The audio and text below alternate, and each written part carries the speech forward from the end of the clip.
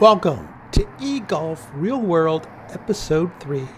Today we're going to look underneath the hood. Why? Because the dealer told me not to. He said, you could get hurt, you could get killed. We don't want you messing underneath the hood. If there's ever an issue, bring it back to the dealership. Well, let's find out what's underneath this secret hood.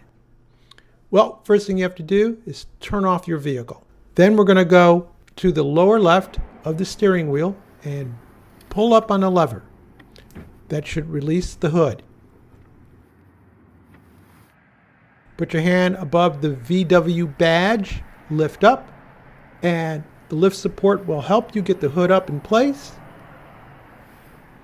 You'll notice that if we look at the engine compartment, we see that we have the coolant on the left-hand side, passenger side, 7.2 kilowatt battery charger, cabin heater, power electronics unit, brake fluid reservoir, car battery, washer fluid reservoir, and a fuse box.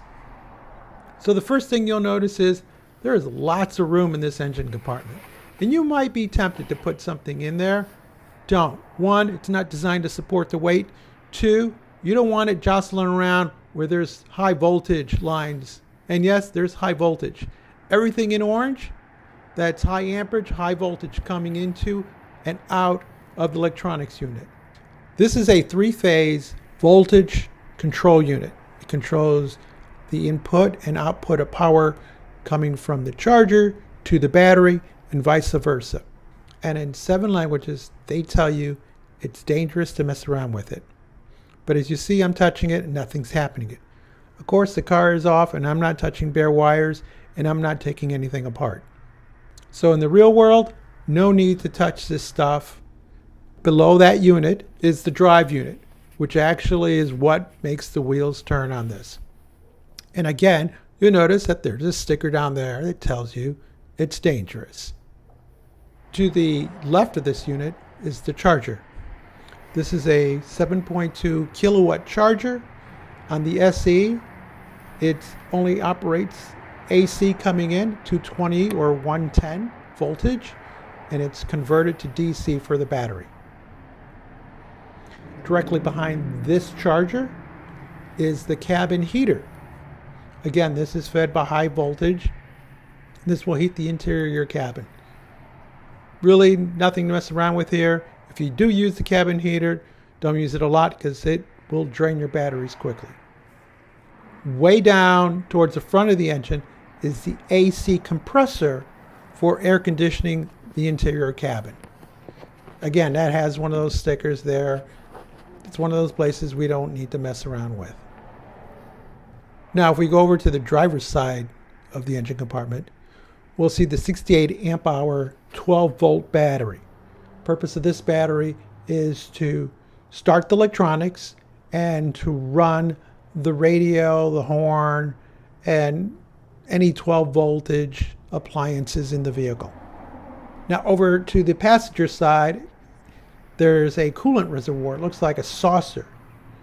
It uses G13 cooling fluid, which is long life, so you'll probably never need to change it unless you get a leak. We won't be messing around, but look, it's well marked where the max and the minimum, and as long as you stay in between, you should be fine.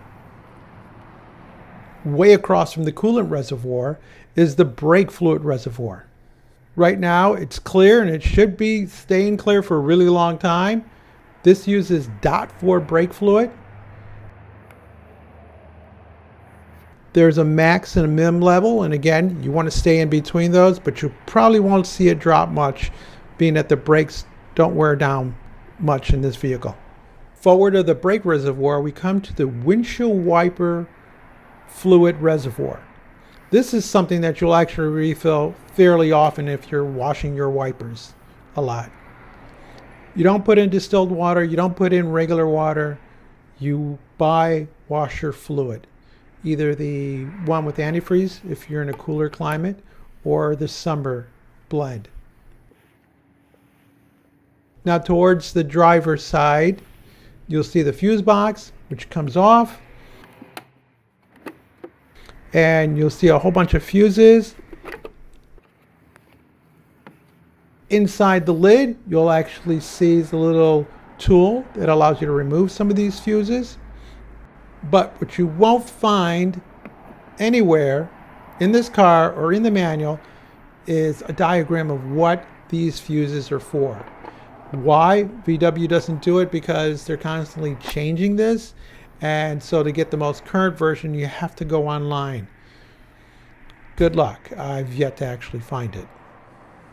So in the real world, my dealer is wrong. I at least have to go underneath the hood to change the washer fluid. Occasionally at some point maybe brake and coolant. Other than that, there's really nothing to mess with. To close the hood, just bring it down and release it a few inches above the badge, and it should just lock into place. If you found this video useful, helpful, leave us a comment, give us a thumbs up, and most importantly, subscribe. Thank you so very much as always for watching.